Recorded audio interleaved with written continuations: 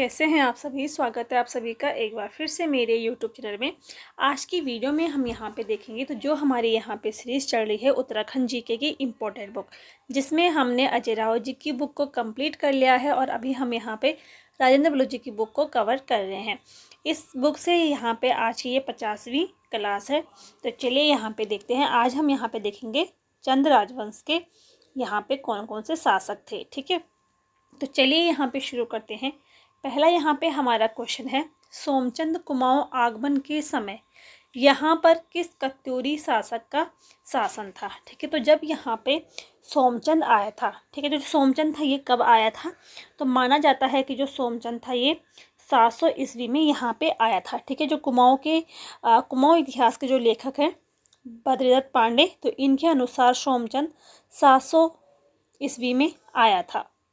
और जब ये यहाँ पे आया था तो इस समय यहाँ पे ब्रह्मदेव जो था तो इसका यहाँ पे शासन था। ठीक है, तो माना जाता है यहाँ पे अधिकांश जो इतिहासकार हैं वो मानते हैं कि जो सोमचंद था वो झूसी प्रदेश से आया था। ठीक है, और इसने यहाँ पे ब्रह्मदेव की जो पुत्री थी उससे इन्होंने विवाह किया था और ब्रह्मदेव ने चंपावत को दहेज के रूप में इसे यहाँ पे भेंट दिया था। ठीक है, तो इस प्रकार से यहाँ पे सोमचंद ने चंदवंश की यहाँ पे स्थापना की थी। ठीक है, तो चंदवंश का संस्थापक सोमचंद को ही माना जाता है। ठीक है, राजधानी इसकी चंपावत थी और जो यहाँ पे राजा सोमचंद ने चंपावत में राजबुंगा किला भी इन्होंने यहाँ पे बनवाया था।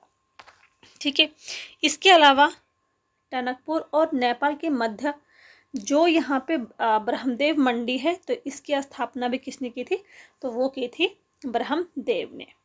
नेक्स्ट यहाँ पे हमारा क्वेश्चन है, report on Kumaon and Garhwal, ये किसकी पुस्तक है। ठीक है, तो report on Kumaon and Garhwal जो पुस्तक है ये डब्ल्यू फ्रेजर की है। ठीक है, 1813 में ये लिखी गई थी और इसी किताब में चंदवंश की जानकारी मिलती है।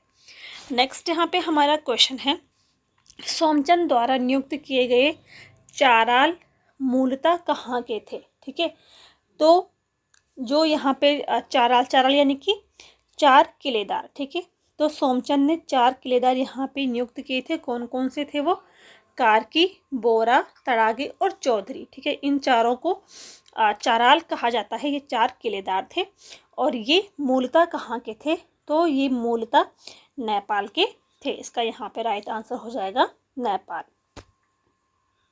इसके अलावा मंत्री व सेनापति को क्या कहा जाता है, तो महरा व फर्तियाल कहा जाता था। आगे यहाँ पे देखते हैं हमारा अगला जो क्वेश्चन है, ग्रामों में बूढ़ों और सयानों की नियुक्ति किस चंद शासक ने शुरू की थी, तो ये की थी यहाँ पे सोमचंद ने। ठीक है, इसके अलावा कुमाऊं में पंचायती व्यवस्था की शुरुआत किसने की थी, तो वो भी यहाँ पे सोमचंद ने की थी। सोमचंद के समय डोटी का राजा कौन था। ठीक है, तो जो सोमचंद था इसके समय डोटी का जो राजा था वो था यहाँ पे जयदेव मल।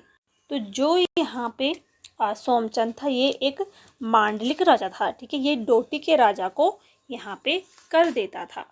नेक्स्ट जो क्वेश्चन, ठीक है, जो सोमचंद था ये मांडलिक राजा था, डोटी के राजा को ये कर देता था। लेकिन जो यहाँ पे बाद में भारती चंद आया था तो भारती चंद के समय डोटी का राजा कौन था, तो वो था यहाँ पे यक्षमल। ठीक है, जिसको कई जगहों पे जयमल भी कहा गया है। तो जो यहाँ पे भारती चंद था तो ये कुमाऊं का पहला स्वतंत्र राजा था, यानी कि ये मांडलिक राजा नहीं था। इसने यहाँ पे यक्षमल से युद्ध किया था, तब ये यहाँ पे स्वतंत्र राजा बन गया था। नेक्स्ट यहाँ पे हमारा क्वेश्चन है, रेशम उत्पादन तथा रेशमी वस्त्र बनाने के लिए किस चंद वंश के शासक ने तराई क्षेत्रों में रेशम बुनकरों को बसाया था। ठीक है, तो इसका यहाँ पे राइट आंसर हो जाएगा इंद्रचंद। ठीक है, तो रेशम उत्पादन तथा रेशमी वस्त्र बनाने के लिए किस चंद वंश के शासक ने तराई क्षेत्रों में रेशम बुनकरों को बसाया था, तो ये इंद्रचंद ने बसाया था। ठीक है, और इसके अलावा इंद्रचंद ने कुमाऊं में रेशम के कारखाने भी लगाए थे। जो यहाँ पे ये इंद्रचंद है ठीक है। तो ये चंद वंश का एक प्रमुख राजा था, ठीक है। चौथे नंबर का ये राजा था और इसके समय में उत्तराखंड में रेशम उत्पादन का निर्यात अधिक हुआ था, ठीक है। इसने जो यहाँ पे जो वो थे रेशम बुनकर थे, ठीक है। रेशम बुनकरों को पटुआ कहा जाता था और साथ ही यहाँ पे इसके समय एक प्रथा यहाँ पे प्रचलित थी, पंटर ग्वाली, ठीक है। पंटर ग्वाली प्रथा यहाँ पे प्रचलित थी। या जो पंटर ग्वाली प्रथा होती है ये एक झूठ बोलने वाली प्रथा थी, ठीक है। इसने नेपाल के मार्ग से चीन से व्यापारिक संबंध बनाए थे। नेक्स्ट जो क्वेश्चन है, खसों से पराजित होने वाला चंद शासक कौन था? तो वो था यहाँ पे वीणाचंद, ठीक है। जो वीणाचंद था ये खसों से पराजित होने वाला चंद शासक था। और खसों को किसने हराया था? तो ये हराया था वीरचंद ने। जो यहाँ पे ये वीणाचंद है, ठीक है। वीणाचंद जो था ये एक विलासी राजा भी इसको कहा जाता था। इसके समय यहाँ पे खस जातियों का प्रभुत्व बढ़ गया था, ठीक है। खसों ने यहाँ पे लगभग 200 वर्षों तक कुमाऊं पे शासन किया था। नेक्स्ट जो क्वेश्चन है कि पहला चंद शासक कौन था जिसने अभिलेख उत्कीर्ण करवाए हैं? तो वो थे यहाँ पे अभयचंद, ठीक है। अभयचंद जो था ये चंदवंश का 28वां शासक था। 1344 से लेके 1374 तक इसका यहाँ पे शासनकाल रहा है, ठीक है। और ये चंदवंश का एक ऐसा पहला शासक था जिसके बारे में जानकारी इसके स्वयं के अभिलेखों से प्राप्त होती है। इसके अलावा जो चंपावत है, ठीक है। चंपावत में जो मानेश्वर नौला है तो वहाँ से भी एक अभिलेख प्राप्त हुआ है। और वो अभिलेख किसका था? तो वो था यहाँ पे अभयचंद का, ठीक है। अभयचंद का एक अभिलेख प्राप्त हुआ है चंपावत के मानेश्वर नौला से। और इस अभिलेख की खोज किसने की थी? तो डॉक्टर राम सिंह ने इसकी खोज की है। नेक्स्ट यहाँ पे क्वेश्चन है, प्रथम चंद राजवंश का शासक जिसने दिल्ली के सुल्तान फिरोज शाह तुगलक से मुलाकात की थी, तो वो कौन सा प्रथम चंद राजवंश था? राजवंश का शासक था, प्रथम चंद राजवंश का वह कौन सा शासक था जिसने दिल्ली के सुल्तान फिरोज शाह तुगलक से मुलाकात की थी? तो वो थे यहाँ पे ज्ञानचंद, ठीक है। ज्ञानचंद को यहाँ पे गरुड़ की उपाधि मिली है, तभी से इनका जो नाम था तो ज्ञान गरुड़ चंद के नाम से ये जाने लगे थे, ठीक है। इनका जो शासन काल था तो 1374 से लेके 19 या 20 तक, ठीक है, इनका यहाँ पे शासन काल रहा है। और इनको गरुड़ की उपाधि प्राप्त थी। इनको गरुड़ की उपाधि किसने दी थी? तो जो फिरोज शाह तुगलक थे उन्होंने इसको गरुड़ की उपाधि दी थी, ठीक है। चंद का ये सर्वाधिक शक्तिशाली राजा था। ज्ञानचंद के संबंध दिल्ली के तुगलक वंश से थे। और पहला ये चंद शासक था जो दिल्ली के फिरोज शाह तुगलक के दरबार में नजराना देने गया था, ठीक है। फिरोज शाह तुगलक ने इन्हें ज्ञानचंद को गरुड़ चंद की उपाधि भी दी थी। और मझेड़ा जो ताम्रपत्र है, ठीक है, इसमें ज्ञानचंद को श्री राज विजय ब्रह्मा कहा है। तो श्री राजा विजय ब्रह्मा किसे कहा जाता है? जो एक महान शासक या शक्तिशाली जो राजा होता है उसको राजा विजय ब्रह्मा कहा जाता है। तो मझेड़ा ताम्रपत्र में ज्ञानचंद को ये कहा गया है। नेक्स्ट यहाँ पे हमारा क्वेश्चन है, नेक्स्ट जो क्वेश्चन है कि कुमाऊं की प्रसिद्ध वीरांगना भागा धोनियार के साथ किस चंद राजा के द्वंद्व युद्ध का वर्णन मिलता है? तो ये मिलता है यहाँ पे भारती चंद का। नेक्स्ट क्वेश्चन है, कटकाली प्रथा का संबंध किस चंद शासक से था? तो कटकाली जो प्रथा थी इस प्रथा का संबंध है भारती चंद से। जो यहाँ पे भारती चंद है तो इसका जो शासन काल था 1437 से लेके 1450 तक इसका शासन काल यहाँ पे माना गया है। और डोडी राज्य के विरुद्ध संघर्ष अभियान इसने यहाँ पे जारी किया था। भारती चंद का जो समकालीन डोटी नरेश था वो था यहाँ पे यक्षमल। ठीक है, तो इससे यहाँ पे युद्ध करने के लिए भारती चंद ने एक कटक सेना बनाए थे। ठीक है, कटक सेना यानी कि समस्त जातियों की कटक सेना बनाए थे।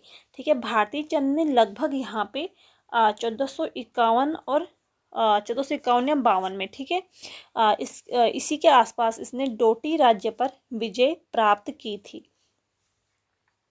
तो यहाँ पे जब भारती चंद ने एक कटक सेना बनाई थी तो काफ़ी समय इनको यहाँ पे लगा था। जो डोटी के नरेश थे इनके साथ युद्ध में इन्होंने काफ़ी समय यहाँ पे बिताया था। तो जो यहाँ पे इस कटक सेना की जो सेना थी, ठीक है, तो इन्होंने यहाँ पे यहाँ के जो स्त्रियां थी उनसे यहाँ पे संबंध बनाए थे। ठीक है, तो इससे जो उत्पन्न हुई थी जाति उसको यहाँ पे नायक जाति कहा गया है। ठीक है, इसको कटवाल जाति भी कहा जाता है। तो इस प्रकार से यहाँ पे भारती चंद का शासन रहा।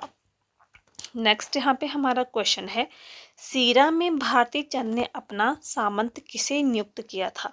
तो जब भारती चंद ने सीरा पे अपना अधिकार किया था तो इन्होंने यहाँ पे डुंगरा बसेड़ा को नियुक्त किया था। चंदों का पहला भूमि बंदोबस्त किस शासक के किया था? चंदों का पहला भूमि बंदोबस्त किस शासक ने किया था? तो ये क्या था यहाँ पे रतनचंद ने। ठीक है, रतनचंद कौन था? तो ये भारती चंद का पुत्र था। इसका जो शासनकाल था 1450 से लेकर 1488 तक इसका शासनकाल यहाँ पे रहा है और इसके शासन में पहला भू बंदोबस्त हुआ था। नेक्स्ट यहाँ पे हमारा क्वेश्चन है, किस चंद राजा ने फालदा कोट यानी कि खाती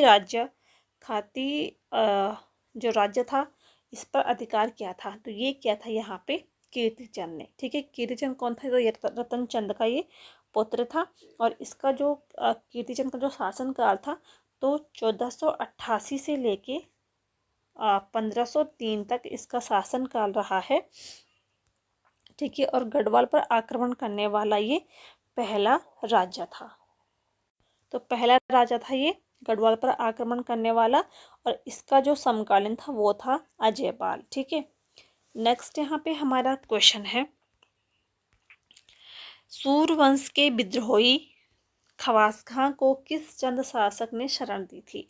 तो ये दी थी यहाँ पे माणिक चंद ने। ठीक है, माणिक चंद जो था तो इसका जो शासनकाल था 1533 से लेके 1542 तक इसका शासनकाल यहाँ पे रहा है और जो यहाँ पे खास खां था तो ये 1541 में यहाँ पे आया था। ठीक है, और इस बात का जो उल्लेख मिलता है तो वो यहाँ पे एक किताब है तारीख ए दाऊदी। ठीक है, तो इसमें उल्लेख मिलता है कि जो खास खां था ये यहाँ पे आया था और माणिक चंद ने इसको यहाँ पे शरण दी थी।